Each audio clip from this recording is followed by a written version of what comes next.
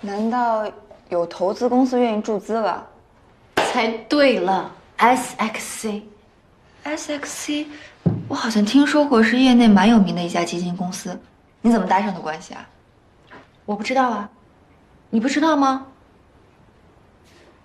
难道是娜娜牵线搭桥的？反正很快就知道答案了。走，什么意思啊？他马上到楼下了。这么快？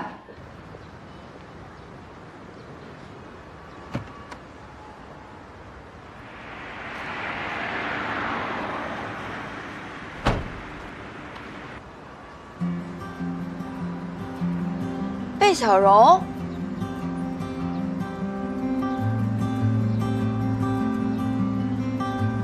你就是 SXC 投资大龙项目的负责人？贝小荣，你不要开玩笑了。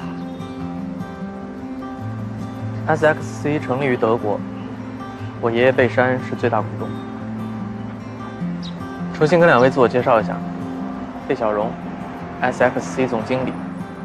在入职摩天的时候，已经解除了所有实权职务。这次是以股东的身份来处理大龙注资的项目。这是 SXC 开出的条件，请两位公平。贝小荣，你是不是？是。林沃，我会这么做就是因为你。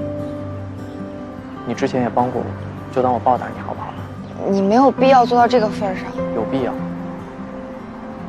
林沃，如果不是因为你的话，我可能现在还在深渊里挣扎。林沃，你不要有压力。我爷爷最讲究的就是投资回报率。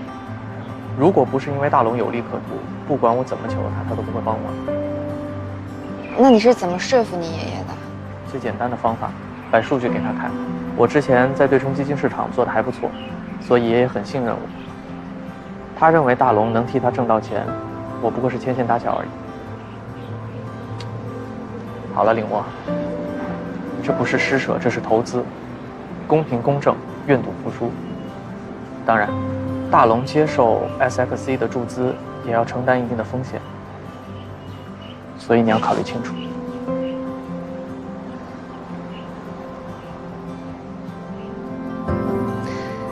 谢谢，对于大龙来说，真的是天大的好事。那你接受了？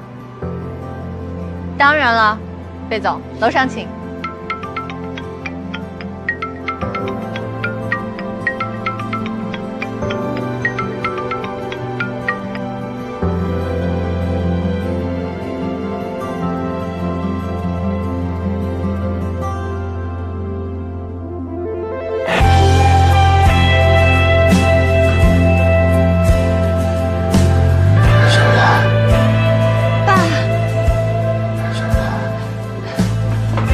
你醒了，